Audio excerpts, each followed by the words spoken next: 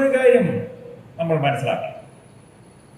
മാപ്പിള എന്ന ഒരു സമുദായത്തെ ആയിട്ട് എടുക്കാൻ പറ്റുമോ? ഇല്ല എന്ന് ആദ്യമായി പറഞ്ഞത് EMS നമ്പൂതിരിപ്പാടാണ്. അദ്ദേഹം ഒരു തൂലികാ നാമത്തിൽ, പരമേശ്വരൻ എന്ന തൂലികാ നാമത്തിൽ പെസന്റ് വാഴ്സ് ഇൻ മലബാർ എന്ന ലഘുലേഖയിൽ 1943 ഇത് പറയുന്നു. മാപ്പിള എന്നത് ഒരു സമുദായമല്ല. മാപ്പിള എന്നതിൻ്റെ ഉള്ളിൽ അകത്ത് വർഗ വേർതിരിവുകളുണ്ട്. വർഗ വേർതിരിവുകൾ. ധനിക മാപ്പിളയിൽ നിന്ന് ദരിദ്ര മാപ്പിളയെ വേർതിരിക്കണം. രണ്ടുപേരും ഒരുപോലെയല്ല പ്രവർത്തിക്കുക.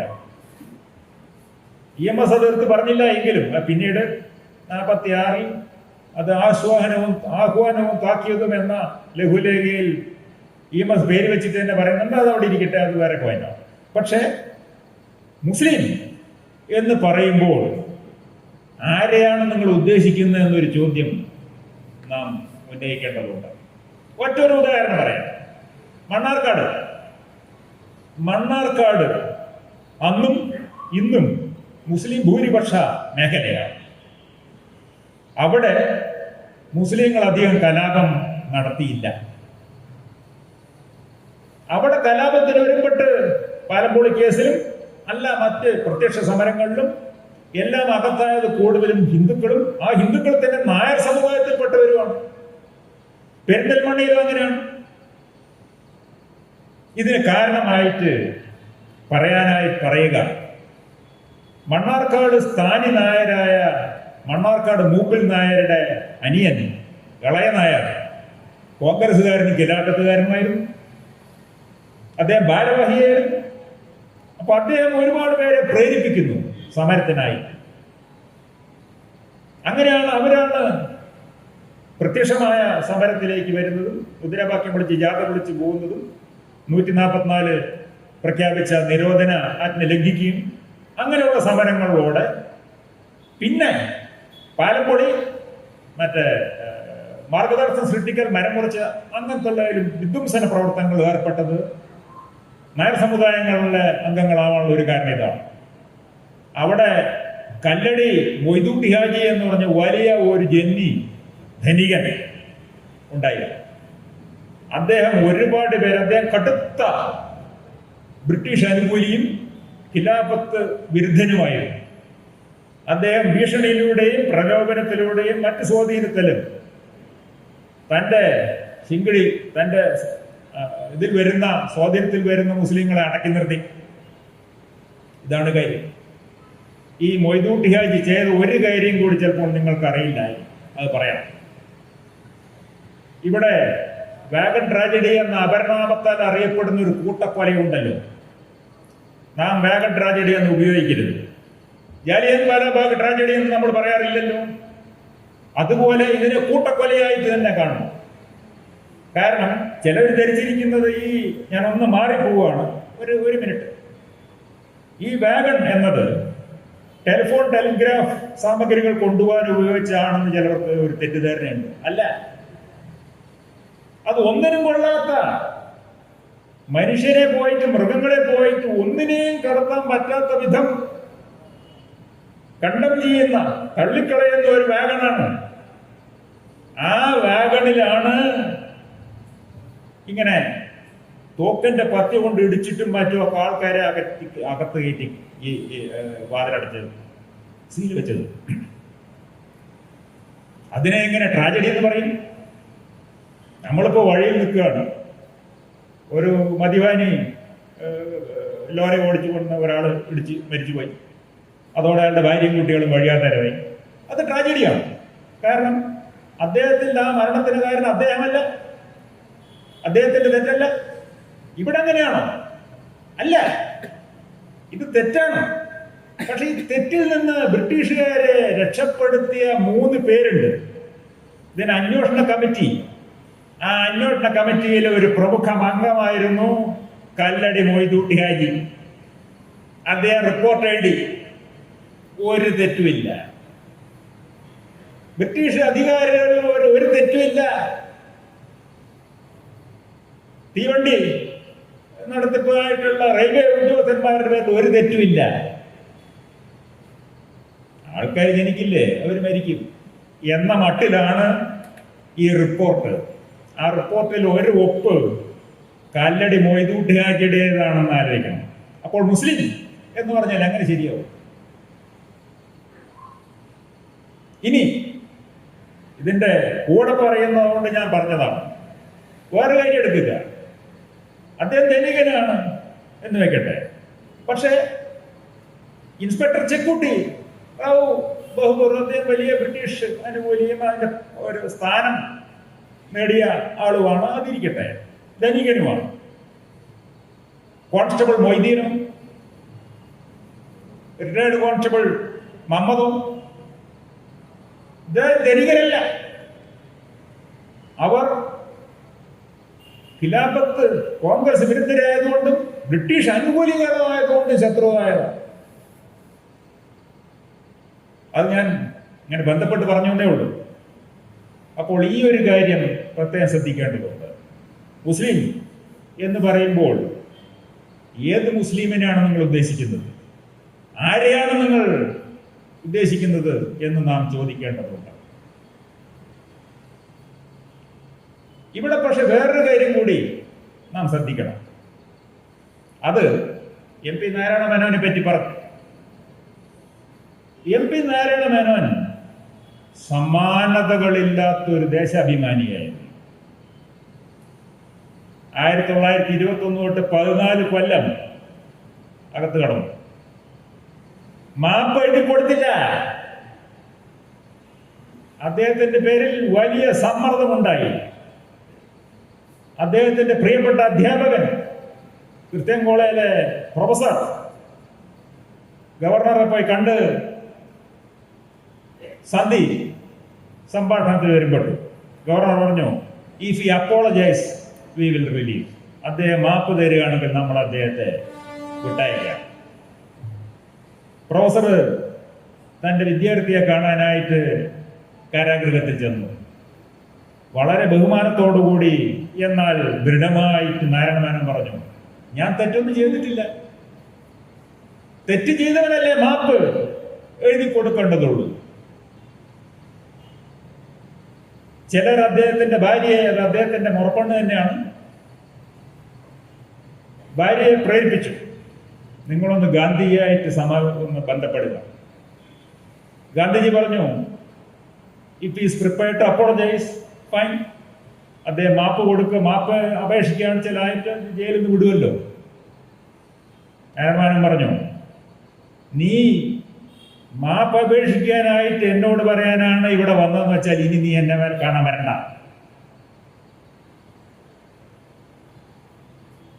മാപ്പ് അപേക്ഷിക്കണം എന്ന നിർദ്ദേശം തരാനാണ് നീ വരുന്നത് എങ്കിൽ നീ ഇനി എന്നെ കാണാൻ വരണ്ട. അർത്ഥശങ്കകളില്ല.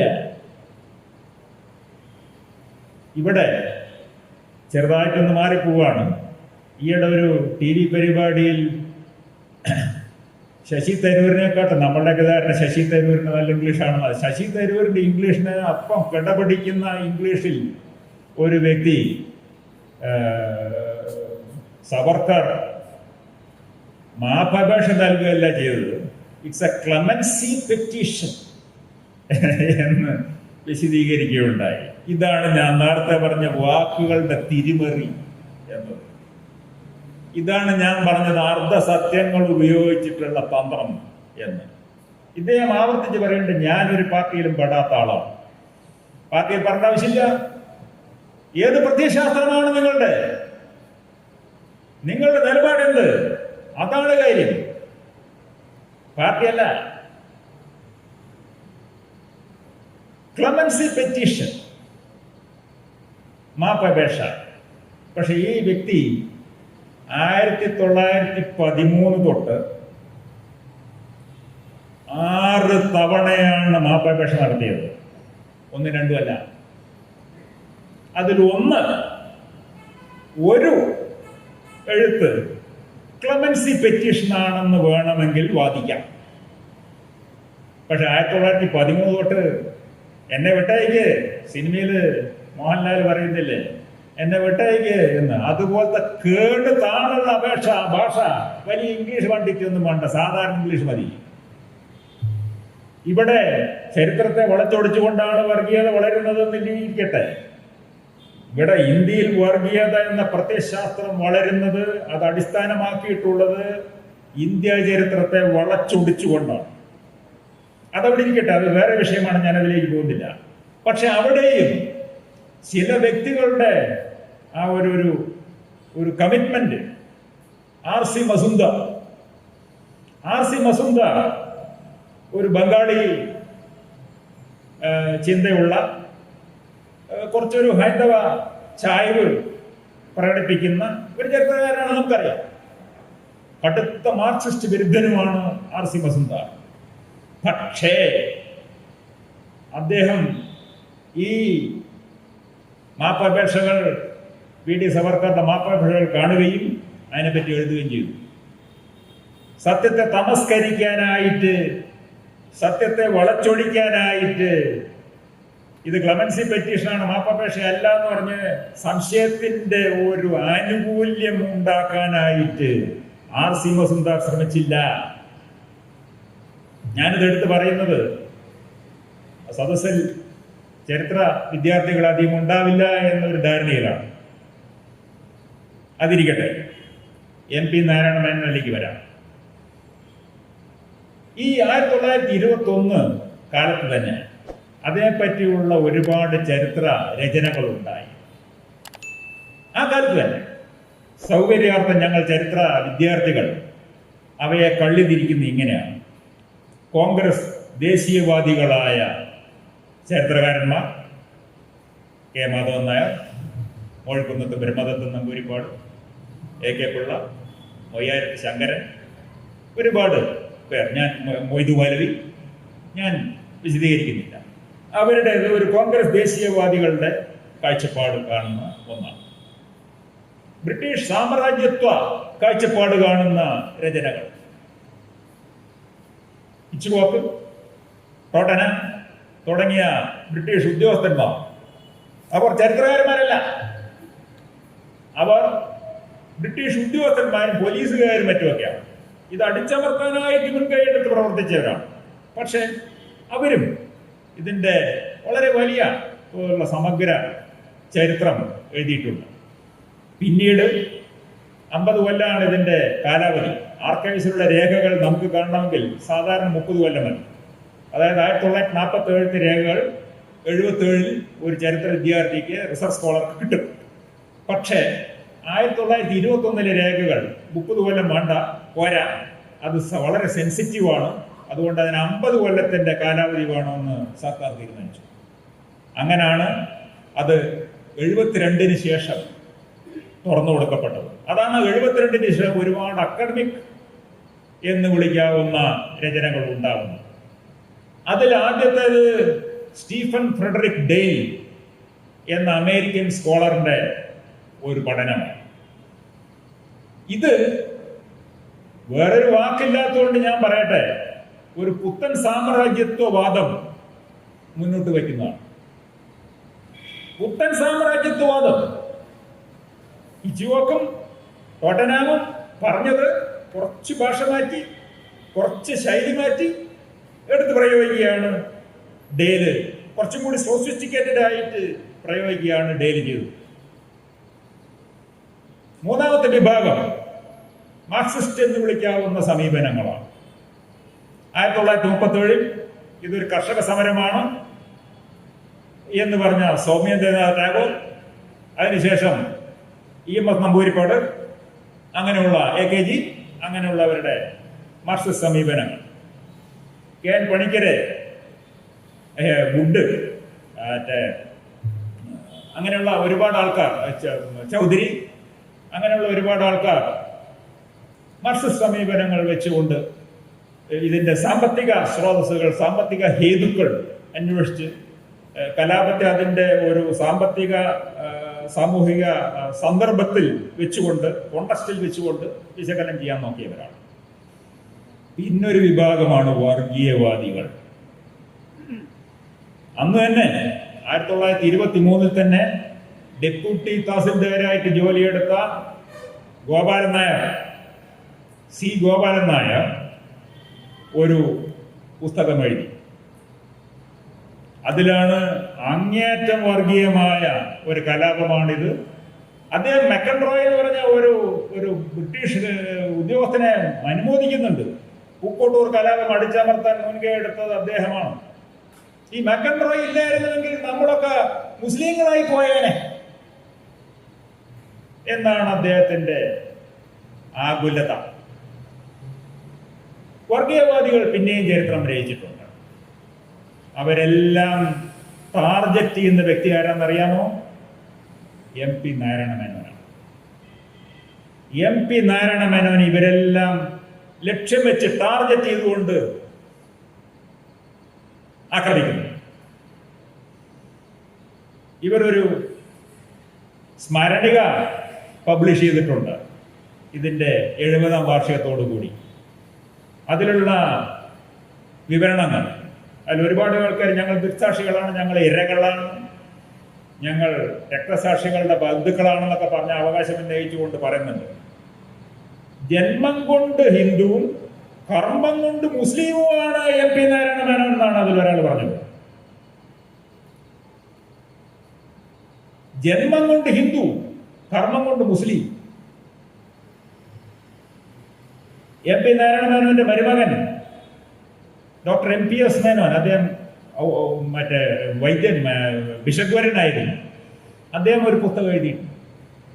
അതിൽ അദ്ദേഹത്തോട് സ്വയം സേവക് എന്ന് സ്വയം വിശേഷിപ്പിച്ച, അങ്ങനെ ഉണ്ട് കേട്ടോ, ചിലവരങ്ങ് മുന്തിയവർ, ഞാൻ RSS എന്ന് പറയില്ല, ഞാൻ സ്വയം സേവക് എന്ന് വിശേഷിപ്പിച്ച ഒരു വ്യക്തി ഈ കലാപത്തിന്റെ എല്ലാം കാരണം MP നാരായണ മേനോനാണെന്ന് അദ്ദേഹത്തിന്റെ മരുമകനോട് പറഞ്ഞു. കലാപത്തിന്റെ കാരണം MP നാരായണ മേനോനാണ്.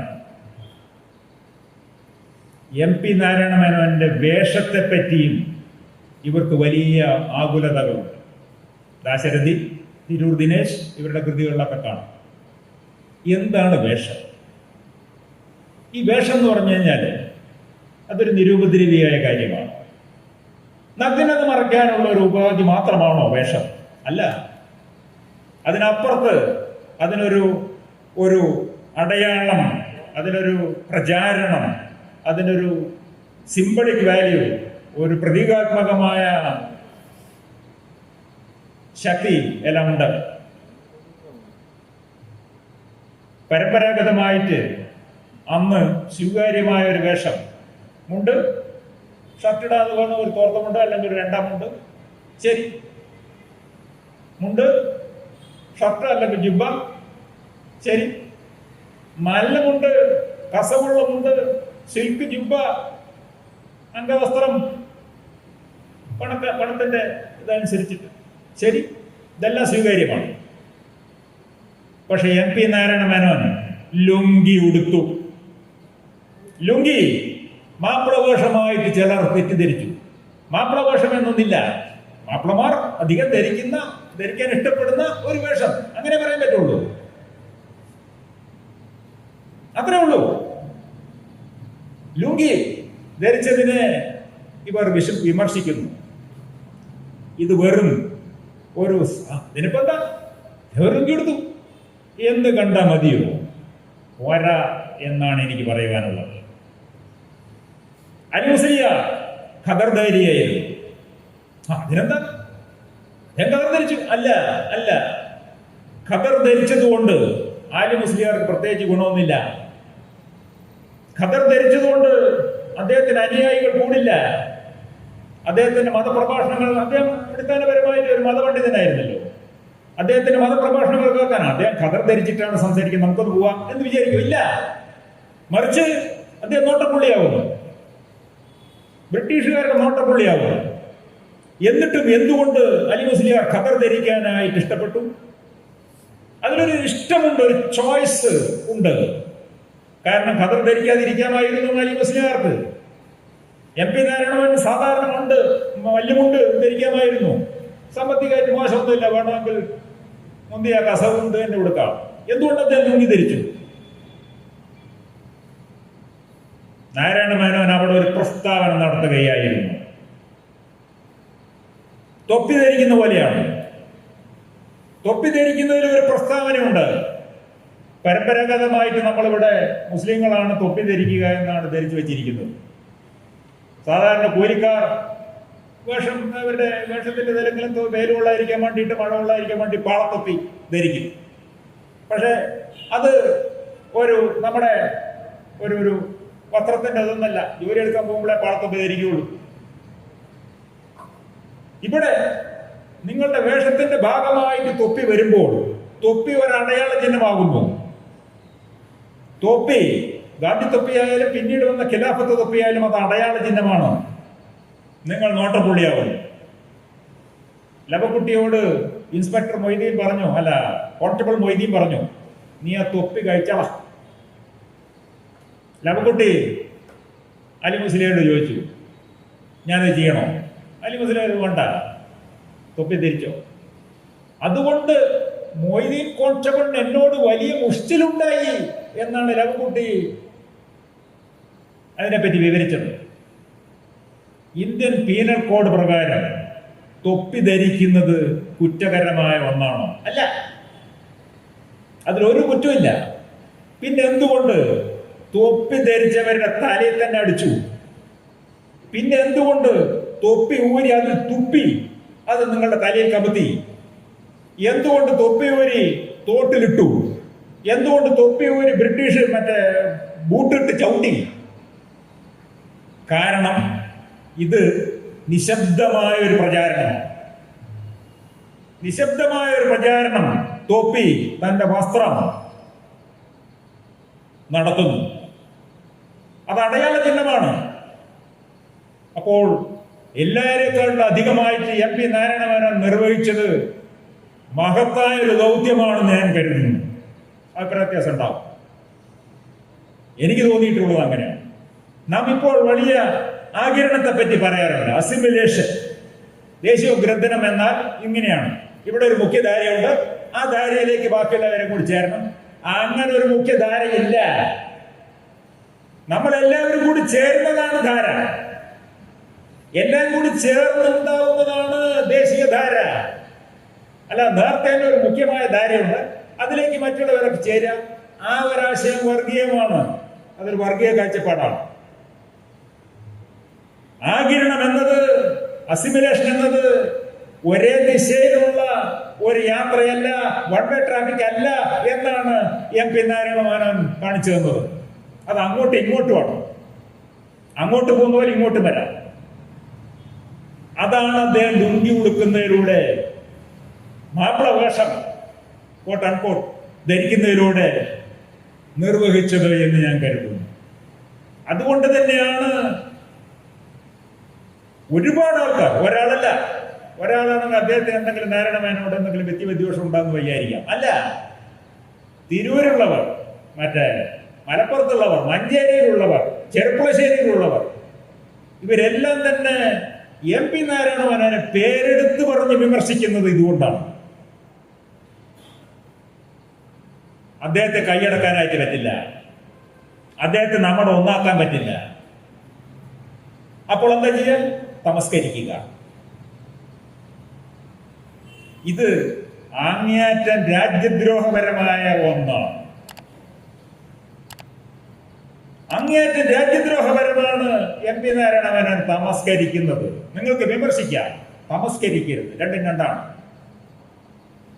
വ്യക്തിപരമായിട്ട് അധിക്ഷേപിക്കരുത്. അത് ജനാധിപത്യ രീതിയല്ല. ഈ കാര്യങ്ങൾ നമ്മൾ അറിഞ്ഞിരിക്കണം. അതിനെതിരെ നമ്മൾ പ്രതികരിക്കണം.